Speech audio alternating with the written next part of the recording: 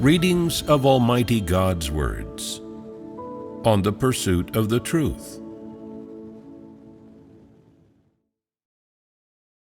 How to pursue the truth. 26. Last time, we fellowshipped on another topic of letting go of notions and imaginings about God incarnate, not mentioning God incarnate in the same breath as corrupt mankind, right? On this topic, I listed some specific manifestations of God incarnate in how he conducts himself and acts from the perspective of his humanity, as well as some manifestations of his disposition essence: not deceiving, not contending, not struggling, not scheming, not putting down others, not retaliating, not enticing, and so on. Of these, we fellowshipped a bit on not deceiving, not contending, and not struggling last time. Which manifestation should we fellowship on this time? Not scheming. Not scheming, like not deceiving, not contending, and not struggling, is also a principle by which God incarnate, this ordinary person, conducts himself and acts. Of course, this principle also involves his humanity essence and his disposition. Not scheming is also a specific manifestation of the disposition essence, or one aspect of the self-conduct of God incarnate, this ordinary person. Is the phrase, not scheming, easy to understand? Do you all understand it? The most basic understanding of not scheming is not plotting, and not resorting to tactics or cunning schemes. That is, when I have contact with you and engage with you, whether at work or in daily life, I am always honest and genuine. I don't resort to tactics, engage in cunning schemes, or plot. Instead, I speak truthfully, saying whatever is in my heart and telling you things as they are. I don't scheme against you or deceive you. I won't use flowery words to gain your trust and then make you willing to expend yourselves, suffer, and pay a price. Have you seen me do such things? No. When I ask you, you will definitely say no, but can you give an example to illustrate this? If each of you can give an example, then this fact will be irrefutably proven, and you will truly have some understanding of this point, not scheming. For example, someone says that in the world they learned some skills and understand a certain profession.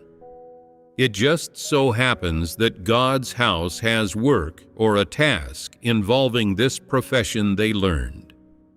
I talk to them, saying, "You understand a bit about this profession, and it just happens that God's house has work in this area.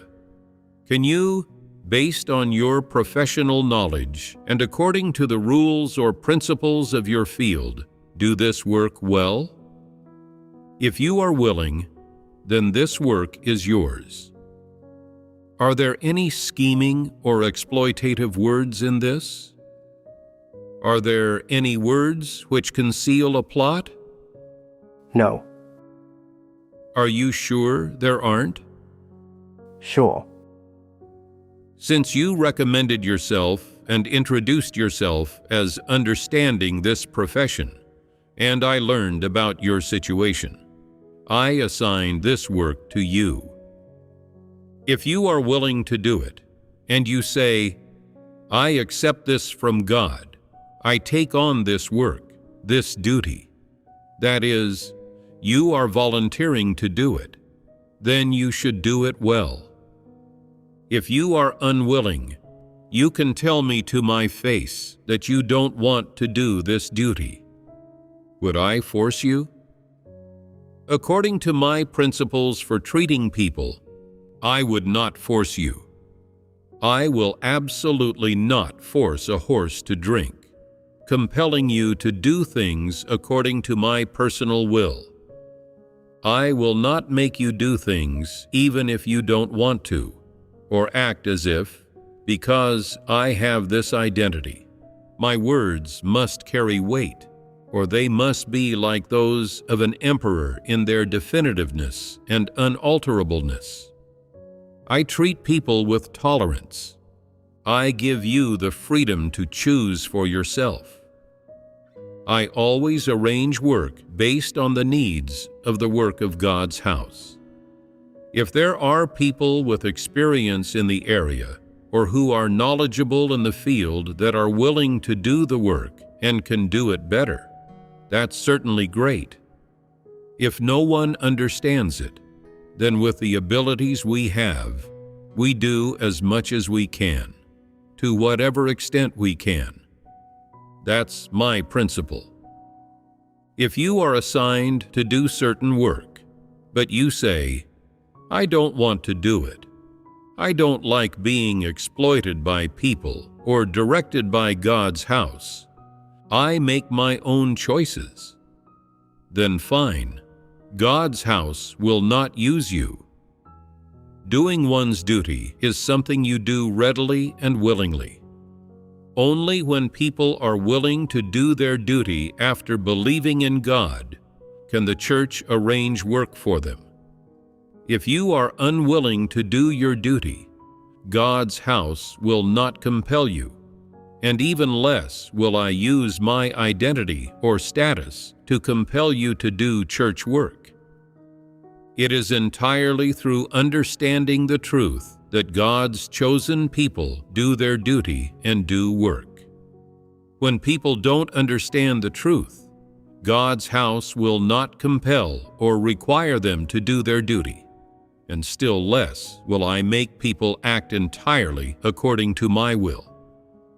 So, if I want you to do something, I will say it directly. I will absolutely not resort to tactics, or drop indirect hints, or use veiled language to make you figure out my meaning. I will not do that. If you have the stature and the sense of burden to do some work for God's house, I will directly ask you, are you willing to take on this work? Or I will say even more directly, just take on this work. I speak straightforwardly, all in plain language. As long as you are human, you can understand. You don't need to waste brain cells pondering and catching what my words actually mean or why I said them. I will not make you rack your brains to catch the meaning of my words. I will tell you directly. Whatever the literal meaning of my words is, that's what it is. Furthermore, why do I ask you to do this work? Because you are a person doing your duty in God's house, and you are willing to do your duty in God's house. Then, you have an obligation to undertake whatever work in God's house requires you to do your part. Whatever work or whatever tasks I entrust you with, I entrust them to you entirely, because I regard you as a believer in God. You should accept them as your responsibility, obligation, and duty. It is right to do so. Whether it's entrusting you with work or assigning you tasks, it is all for the sake of you fulfilling the duty of a created being, and also for you to seek the truth and gain the truth in doing your duty. There is no transactional relationship here, nor am I coaxing or deceiving you. All these words spoken and tasks assigned are positive and open. There are no secrets. There are no relationships of money, material things, or interests involved, nor is there any relationship of exploiting or being exploited. It is absolutely not a case of using your strengths, skills, or professional knowledge for God's house to profit from. God's house will absolutely not do that. Doing one's duty stems entirely from being ready and willing. God's house never compels anyone. Your accepting this duty is what you, as a created being, should do. Doing this duty is also the path for you to experience God's work and attain salvation. If, through doing your duty, you learn to submit to God and gain the truth, then you will have received God's acceptance, remembrance, and recognition. This is the harvest you should reap from what you have devoted. Therefore, you should accept this work as your duty, without any misgivings or suspicions. Whatever I want you to do, I will tell you truthfully. I like to speak plainly. I don't need to coax you like a 3-year-old, beating around the bush, speaking in circles, and saying nice things to you. I will not do that. If you can sing or dance, and you possess these innate conditions, then when you are arranged to do this duty, you should accept it. If you say, based on my innate conditions, I am not quite qualified for this duty, is it okay if I don't do this duty? That's fine. It's your freedom. I will not compel you. No matter what I say or what I ask you to do, there is no scheming involved. When I talk with leaders and workers, I ask them, how has church life been recently? The newcomers have started to live church life. What problems do they still have? Have they been resolved? What are their thoughts after watching movies or experiential testimonies from God's house? Some leaders and workers can't answer. They ponder in their hearts, are you trying to trick me into revealing my true situation? Are you checking if I've done any actual work? I must answer carefully and not be careless. I can talk about the work that's been done well, but if any work hasn't been done or hasn't been done well, I absolutely mustn't mention it. Once I mention it, that'll expose the problem. So, when they report on their work, they are always reluctant to say an extra word and very afraid of exposing problems. Such people have complicated minds. When I ask them something, the words are actually on the tip of their tongue, but they don't say them directly. They have to ponder and process it in their minds. Why are you asking this? How can I answer appropriately so that, on the one hand, you will not know the real situation, and on the other hand, you will be satisfied? In fact, I do not put a single word that I say through a mental filter. What is my state when I ask questions? When I see someone and know what work they are responsible for, I immediately think about what specific tasks they can do, what problems they are prone to encountering in their work, and what difficulties they might face. Thinking of these, I directly ask them, how has church life been recently in the churches you are responsible for? Are the church leaders and deacons all suitable?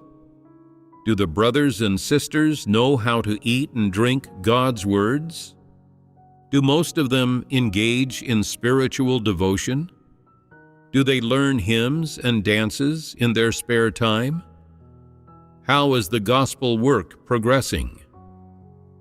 Every question I ask is direct and straightforward, with no testing or ulterior motives. I am just considering the work and people's life entry. No matter how you answer, you will not find yourself being tested, nor will I hold anything as leverage against you. There is no issue of giving yourself away or having something held as leverage against you. I am simply trying to find out about the work. I'm not deliberately inquiring about anyone's situation, nor am I targeting anyone for handling or dismissal. The church does not engage in class struggle or factional disputes. It does actual work. Sometimes when I see brothers and sisters or leaders and workers, I just want to chat casually and say some heartfelt words and talk about some everyday things. Sometimes I also ask what problems still exist in the church's work. Everything I say is everyday language, is genuine words. For example, I ask you, how has church life been recently? Can the brothers and sisters benefit from every gathering? Can living church life help solve actual problems? Some people answer, the church life hasn't been good recently. Even though we are gathering, there are no great gains, and fundamental problems can't be solved. Then I ask, where does the problem lie? Most people can't answer. Tell me, is there a trap in my question? Is there a plot behind it? Not at all. I just ask to find out about the work and grasp the situation, so I can fellowship the truth with you and solve problems. No matter how you answer, you won't find yourselves being tested. Some relatively simple people can speak truthfully. They say, the brothers and sisters have just accepted God's work and don't have much experience yet. They have nothing to say during gatherings. If they read too many of God's words, they can't comprehend them, and they also get sleepy and can't take them in. We don't know how to solve this. I say, this is easy to solve. Everyone can sing a hymn first, then dance a bit, then read some of God's words. Those who have understanding can talk about their understanding, and those who have experience can talk about their experience. Those who have no understanding or experience can also bring up their actual difficulties and let brothers and sisters with experience help solve them. Won't the gatherings be fruitful this way? Those with small stature can also be edified. You see, doesn't that solve the problem? When I chat with people, sometimes asking some questions, some people with complicated minds ponder, your question is quite direct. I don't know what you mean by asking this. I must be careful in my answer. I say, you've got it wrong. No matter who I chat with or what questions I ask, the ultimate goal is always to discover and solve problems, to assist and guide you, and to help you solve problems. First, it's not to lay you bare and make you look foolish. Second, it's not to test whether you're telling the truth or if you're a guileless person. Third, it's not to trick you into revealing your true situation. Fourth, it is even less about testing whether you're competent to do the work or if you can do actual work. In fact, no matter how I chat with you, it's all to help and guide you to fulfill your duty, do the work well, and solve problems. Some people overthink my simple inquiries, very afraid that there's some hidden meaning. Some even suspect that I'm scheming against them. I clearly want to help you solve problems, yet you mistakenly think I'm scheming against you. Isn't this wronging me? So what's the issue here? The human heart is deceitful. Although people may say out loud, "You are God. I must tell you the truth and be candid with you. I follow you. I believe in you." Deep down, they don't think that way. No matter how ordinary and simple my questions are, they are often interpreted in an overly sensitive way by people. Through their conjectures and then through scrutiny, they go through many twists and turns and seem to find the final answer. But in reality, it is far from the original intention of my words. It's clearly a very simple question, yet they overthink it. Aren't such people overly sensitive? No matter what I ask, their hearts churn after hearing it. Why are you asking this? How can I answer in a way that satisfies you and doesn't reveal any flaws? What should I say first and what later? Within 3 to 5 seconds, the words come out without any delay. Their minds are faster than computers. Why so fast? In fact, this process is already second nature to them. It's their usual trick and style in dealing with people and handling matters. They scheme against everyone. So, no matter how simple my inquiries are, they overthink them, believing I have some motive or aim. They ponder in their hearts, if I answer truthfully, won't I expose my true situation? That's tantamount to selling myself out. I can't let you get a hold of my true situation. So how should I answer appropriately? How can I make you happy and satisfied, have a good impression of me, and continue to use me? Look how deceitful these people are. These people's minds are too complicated. No matter how I talk to them, they will doubt and scrutinize. Can such people practice the truth? Can they be fit for God's use? Absolutely not. This is because such people's minds are too complex and not simple at all. Anyone who is in contact with them for a long time can see it. People are particularly good at scheming, but have I ever schemed against you when I talk and communicate with you? Whether I'm trying to find out about your personal state or your work situation, it's always to help you, to solve problems in the work. Even if you make mistakes and pruning or dismissal comes upon you, I will not scheme against you or torment you. Once the problem is solved, it's over. God's house will not scheme against you or torment you, and even less will I hold on to your faults as leverage and refuse to let go, or think of ways to discredit you and make everyone isolate and reject you, making you feel hopeless so that you resign on your own. I will absolutely not do that. If you are not suitable to be a leader or worker, at most I will say, your caliber is too poor and you lack spiritual understanding. You are not suitable to be a leader or worker. Even if you were elected as a leader or worker, you could not do actual work. God's house will absolutely not torment or scheme against you because of this.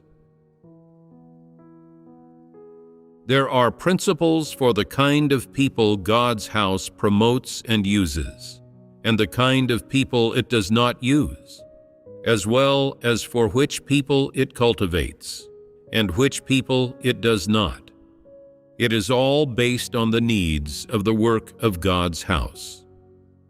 No matter who is promoted and used, the aim is to cultivate them so that they can do their duty well and know how to experience God's work, and so that they are able to shoulder work and act according to the truth principles. No matter what problem is being solved, the aim is to enable them to understand more of the truth and to learn how to draw lessons and gain discernment from the various people, events, and things they encounter. This way, it is easier for them to enter into the truth reality in all aspects. It is not about exploiting you to render service, much less about exploiting you to fill an open position because no suitable person can be found, only to kick you out when someone suitable comes along. That is not how it is. In fact, this is giving you an opportunity to train yourself. If you pursue the truth, you will stand firm. If you do not pursue the truth, you will still not be able to stand firm.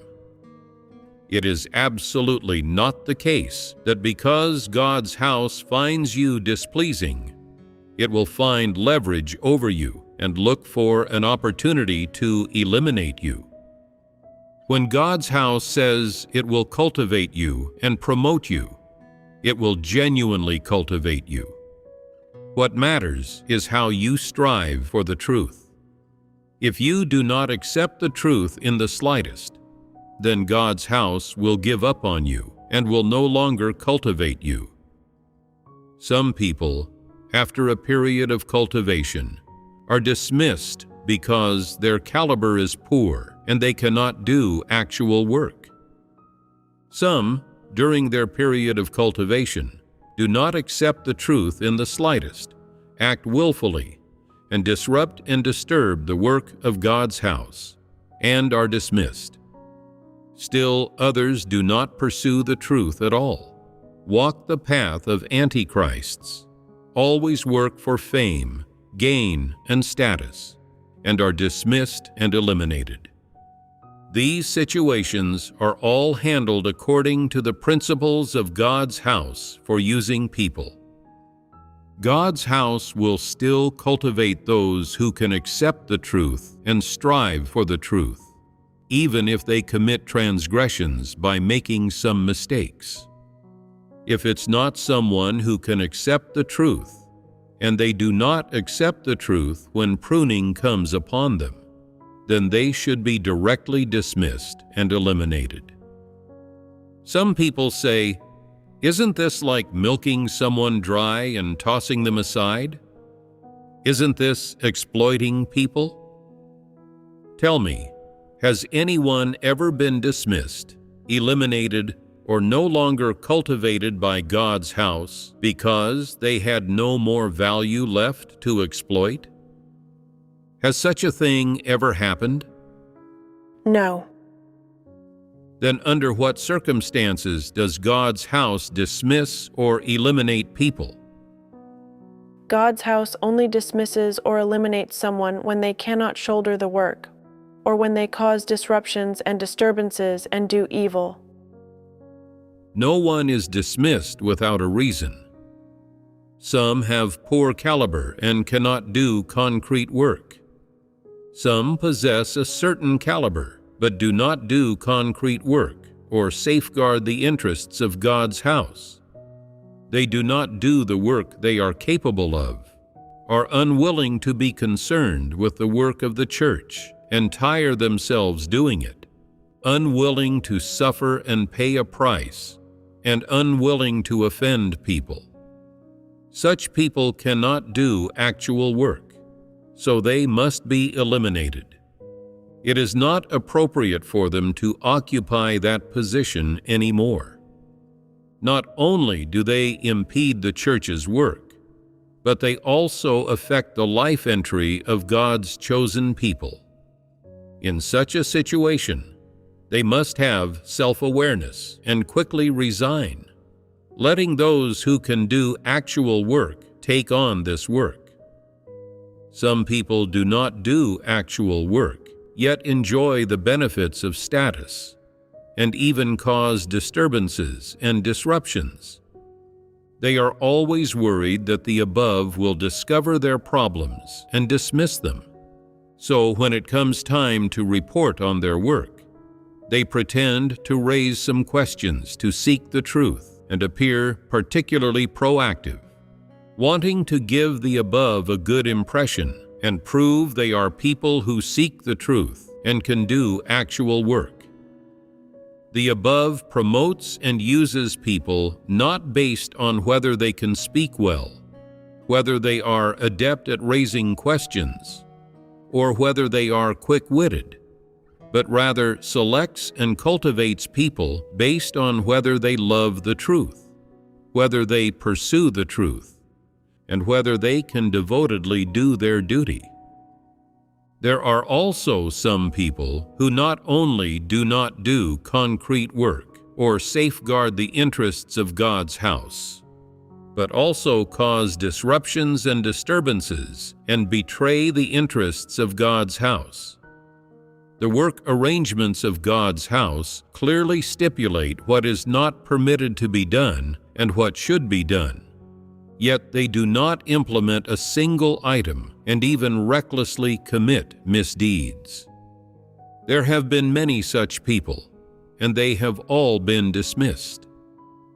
No matter the situation, when God's house promotes these people, it is always to cultivate them and lead them into the truth reality, hoping they can do the church's work well and fulfill the duties they ought to fulfill. Even if you don't know how to do some work because you are foolish and lack insight, or because your caliber is poor, as long as you strive for the truth principles, have this sense of responsibility, are willing to do this work well, and can safeguard the church's work, God's house will still cultivate you even if you have done some foolish things in the past. Some people, although their caliber is a bit poor, can still do some simple work. Although their fellowship on the truth to resolve problems cannot yield good results, they can safeguard the church's work. Whatever aspect of the truth is fellowshipped on at each gathering, they are able to accept it and be obedient and submissive. If any work is not done well, they can learn lessons from it. Although their caliber is a bit poor, their hearts can strive for the truth. After working for a period, they make progress, and their results get better and better. In my eyes, such people have hope of gaining salvation. Most people believe that those with good caliber are likely to gain salvation. In my view, it is not necessarily so. The key is that people have to pursue the truth so that they can gain the work of the Holy Spirit, cast off their corrupt dispositions, and gain salvation. Some people have average caliber, and the results of their duty are also average.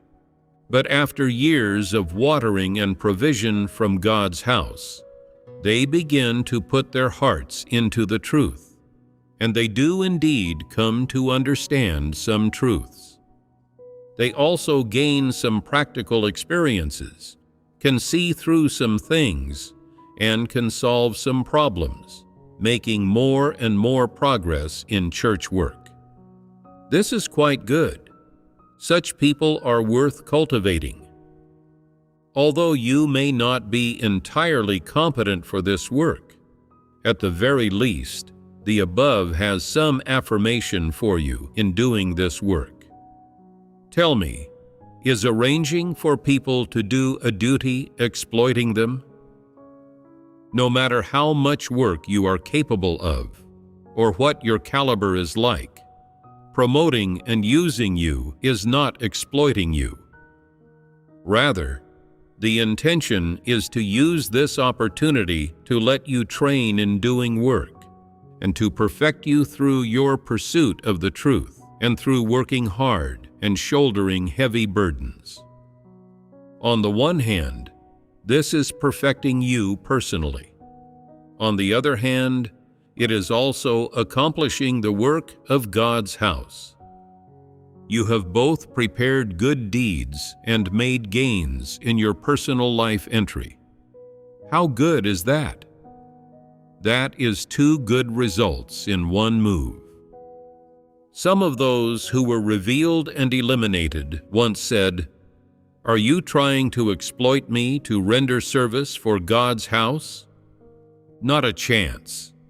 I'm not that stupid." They are even capable of uttering such words. Do they truly believe in God? Do such people understand the truth? How is arranging for people to do a bit of duty exploiting them? If you are truly someone who understands the truth, you should understand the Creator's intentions, and you should fulfill the duty of a created being. This is carrying out one's responsibility and obligation as a human. If you don't even have this much conscience and reason, are you worthy of being called a created being? If you truly have conscience and reason, you should treat your duty correctly. If you possess the caliber for it, you should strive for the truth. If you are willing to proactively do your part, God's house will arrange for you to do certain work, to shoulder a burden. This is not scheming against you or exploiting you, but promoting you, cultivating you, letting you train, and leading you into the truth reality. It's that simple. Some people say, "I'm old now. My drive is insufficient, and my physical strength is failing. I don't want to shoulder this burden anymore. Can I step down?" I say that's fine, but before stepping down, you must think it through carefully. If it's not truly due to physical reasons, but because your personal thoughts have changed, you have some second thoughts. You are afraid of suffering, afraid of getting tired, afraid of climbing higher and then falling harder, always having the thought and viewpoint that it's lonely at the top. Then you must be cautious. Do not refuse this commission, this special duty. You must consider it carefully. Such opportunities are few and far between. They are rare, aren't they? Perhaps you would insist, saying, "You don't need to persuade me. I've thought about it for a long time and have already made up my mind. You cannot persuade me. I just don't want to endure this tiredness anymore. Everyone else is comfortable. Why should I be the only one who is so tired? Am I destined to suffer? I'm not willing to endure such hardship. I'm not willing to resign myself to fate.